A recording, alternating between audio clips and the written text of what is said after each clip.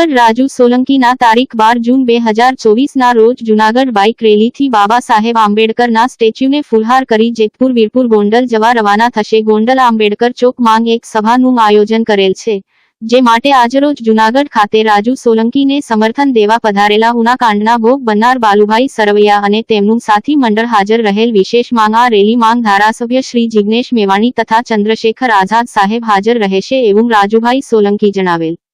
આ રેલી સમાજની પ્રતિષ્ઠાની રેલી છે એમ પણ તેમણે જણાવ્યું હતું। આ રેલી માંગ સમગ્ર ગુજરાત માંગથી મોટી સંખ્યામાં તેમના સમર્થકો હાજર રહે તેવી તેમણે સમાજને અપીલ પણ કરેલ હતી। મારું નામ રાજુ સોલંકી। 6 દિવસ પહેલા ગોંડલના ધારાસભ્યનો દીકરો ગોંડલ ગણેશ મારા દીકરાનું અપહરણ કરી ગોંડલ લઈ અને એને મારકૂટ કરી પાછો મૂકી ગયેલો અને એની અનુસંધાને એફઆઈઆર કરેલી છે, એમની ધરપકડ થઈ ગઈ છે।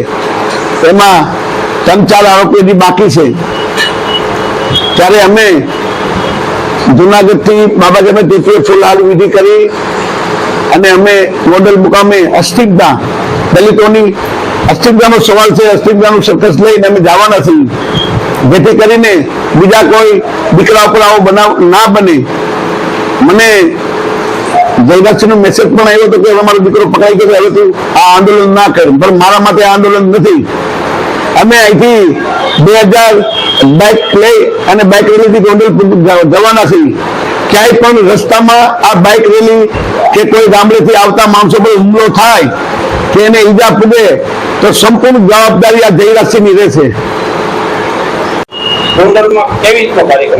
12 તારીખે આખા ગુજરાત ભરના દલિતો આવવાના છે અને યુપીમાં હાલમાં આપણી જે ભીમ આર્મીના અધ્યક્ષ છે એની પાસે પણ મારી વાતચીત ચાલુ છે અને કદાચ આમાં ચંદ્રશેખર આઝાદ પણ આવે, જિગ્નેશભાઈ મેવાણી પણ આવવાના છે અને ગુજરાતના અને આપણા દેશના દલિત સમાજના જેટલા મોટા મોટા આગેવાનો છે એ બધા અહીંયા આવવાના છે। આવી અને જે ગોંડલ તાલુકામાં દલિત સમાજ ઉપર જે અત્યાચાર થયા છે અને ગોંડલ તાલુકામાં જે આની દબનગીરી છે એના સામે દલિત સમાજને જાગૃત કરવા માટે અમે જઈ રહ્યા છીએ।